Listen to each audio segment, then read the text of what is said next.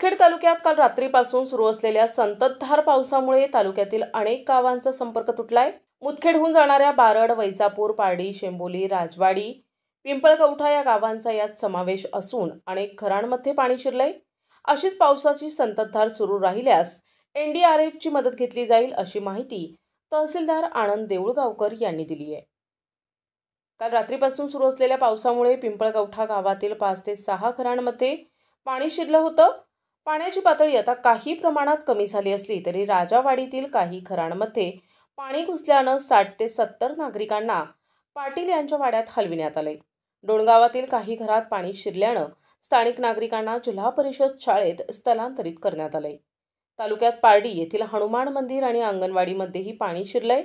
मुदखेड शहरातील नंदीनगर आणि इतर वस्त्यांमध्येही पावसाचं पाणी घरात शिरल्यानं नागरिकांना शाळेत आसरा घ्यावा लागलाय।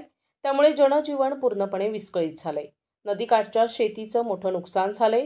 नद्या दुथडी भरून वाहत असल्याने अनेक ठिकाणी पाणी साचले। दळणवळणावरही याचा परिणाम झालाय। आतापर्यंत कोणतीही जीवितहानी झाली नसल्याचं तहसीलदारांनी सांगितलंय।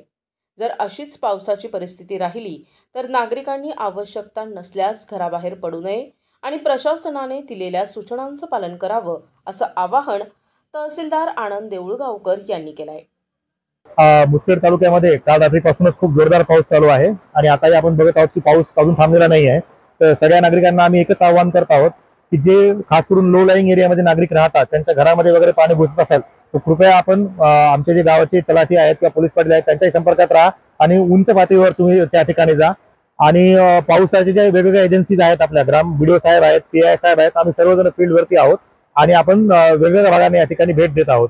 परंतु पाण्याचा जो प्रवाह आहे किंवा पाणी जो पडण्याचा वेग आहे तो खूप जास्त आहे। विशेष करून राजवाडी असेल, पिंपळकवठा वगैरे असेल, डोणगाव असेल तर मुदखेड शहरातले हे जे आपण ज्या भागात आहोत ते भाग असतील, नदी मदिना भाग न्यारी भाग आहे, इथेही थोड्या भागामध्ये पाणी, सकल भागामध्ये पाणी साचायची शक्यता वाढलेली आहे। तर माझ्या नागरिकांना एवढंच आव्हान आहे की जिथे पाणी जर आपल्या घरात असेल तर आपण कुठे उंच ठिकाणी किंवा आपण शिफ्टिंग करू त्या लोकांचं, किंवा नंदी एरियामध्ये पण पाणी म्हणजे पाणी वाढत आहे असा आम्हाला रिपोर्ट आता भेटलेला आहे। तर तेवढंच या ठिकाणी म्हणायचं आहे। आणि जे शेतकरी बंधू आहेत आपले किंवा त्यांचा शेताचं नुकसान असेल किंवा इतर कोणतं नुकसान असेल सर्वांचे आपण पंचनामे करून घेऊया। कुणाचंच आपण याच्यामध्ये हे करणार नाहीत। तर आजची परिस्थिती अशी आहे की सर्वांनी कृपया आपल्या प्रथमतः आपल्या जीविताच्या ह्याला सगळ्यात पहिले प्राधान्य देणे या ठिकाणी आवश्यक आहे। सर, ज्या भागामध्ये आपण फ्लोट झोन आपण घोषित केलेला आहे त्या भागामध्ये जे लोक आता म्हणजे स्टँडर्ड आहे त्यांना रिस्क्यू करण्यासाठी काहीतरी आपण शासन पात्र करता का? नाही, आपण आता जे आपल्याकडे नांदेडमध्ये एनडीआरएफच्या टीमही आहेत, परंतु अजूनही एका असं आपल्याकडे जे नदीकाठचे विशेष करून गाव आहेत, मी त्या भागात जाऊन आलो, मुगट असेल किंवा आपलं आमदुरा असेल किंवा शंकरतीर्थ असेल, तिथं अजून त्या एवढं नदीला पाणी नाहीये।